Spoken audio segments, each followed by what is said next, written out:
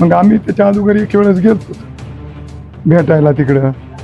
मग तिथं गेल्यावर ते म्हणलं जेवण करा घरी नको, आपले पहिले बी माणसं त्यांचे बी माणसं आणि आपले बी माणसं त्या खोली मालकाची नको म्हणले. मग तुम्हाला एक दिवस मी माझ्यातर्फे जेव घालतो.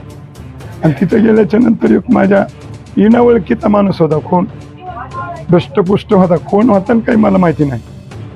सर तुम्ही मॅडमचे वडील का? म्हणलं हो. आणि मग काही लागलं तर मला सांगा. तर माझ्या मनात काही नाही. तितक्यात आमच्या मुलीनं बघितलं आणि माझ्या हाताला धरून म्हणून घेतलं. म्हणलं जाऊ दे, त्यांचं काय आपल्याला काय गरज आहे यांची, असं म्हणले. बाहेर आलो, म्हणजे बाजूला आलो आम्ही दोघं. त्याच्यानंतर मग ते म्हणलं बरं असं म्हणला.